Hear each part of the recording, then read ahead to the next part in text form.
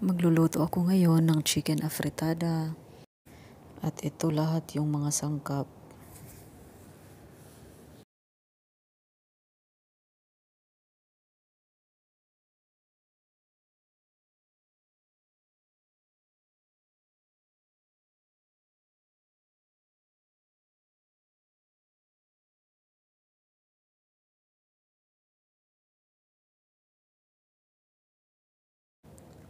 Nagpainit ako ng mantika at ilagay ko na itong chicken at hahaluin lang ng hahaluin.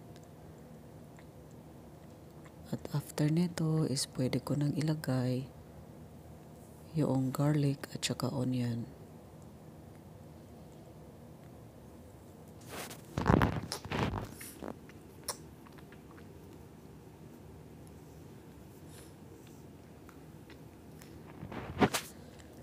At hahaluin ko lang ng hahaluin hanggang sa maging golden brown na yung chicken at pwede ko nang ilagay yung ibang sangkap.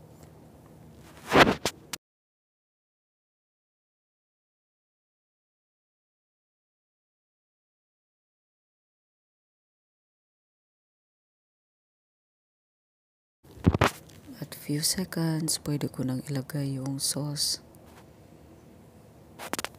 Tomato sauce. At after neto, pwede ko na din isunod naman yung water para talaga maluto yung chicken natin. At ilagay ko na din itong Knorr cubes para naman na sa pampalasa.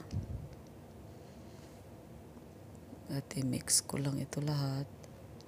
At after is pwede ko nang i-add ang hotdog.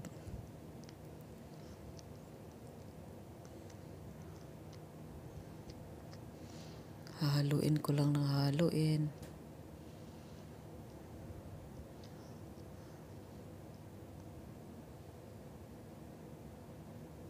At ngayon, pwede namang i-add yung potato. At isabay ko na din yung carrots.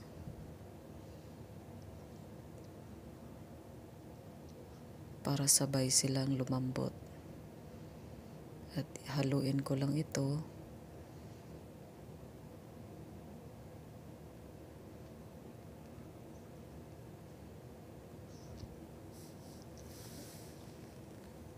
At pwede na rin ilagay yung green peas.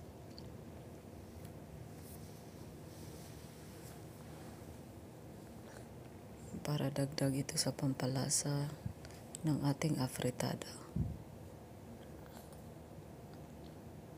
At takpan ko lang ito. At pwede na rin i-add yung afritada mix.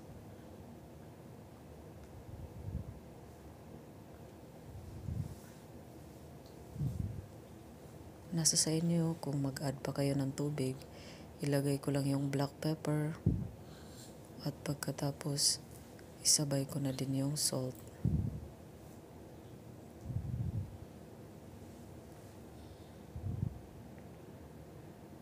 Hindi na ako naglagay ng green pepper.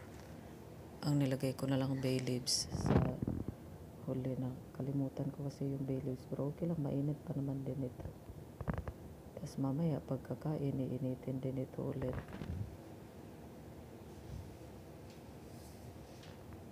Thank you for watching. Kain tayo.